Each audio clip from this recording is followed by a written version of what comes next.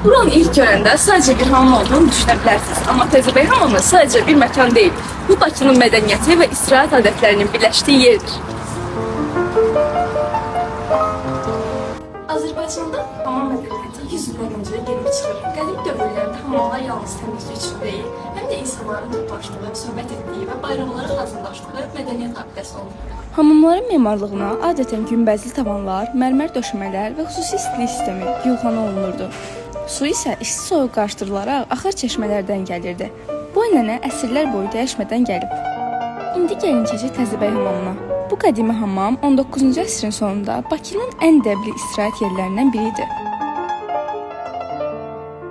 O dövrün memarı buranı həm funksional, həm də göz oxşayan edəcək incə naxışlarla bəzəmişdi. Adındakı təzə sözü təsadüfi deyil. O vaxt üçün bu hamam yenilikçi və fərqli üsluba malik idi. İçəri daxil olanda qədim memarlıqla müasir rahatlığın birləşdiyini görürsüz. Divardakı naxışlar, mozaikalar və dekorlar sanki insanı başqa bir dövrə aparır. 130 ildən çoxdur ki, insanlar bura həm təmizlik, həm də istirahət üçün gəlir. 1886-cı ildə tikilib və Bakıdakı ən köhnə hamamlardan biridir. Sovet dövründə 9 nömrəli hamam adlandırılıb. 2002-ci ildən isə Təzəbəy hamamı olaraq işləyir.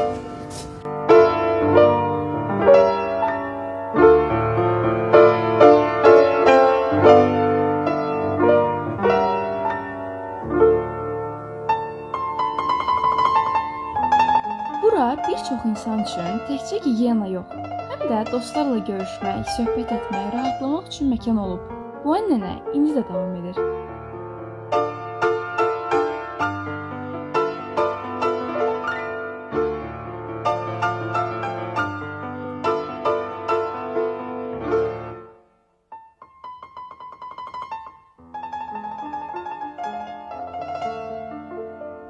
Təzəbəy hamamı keçmişin isti nəfəsi, gələcəyin mirasıdır.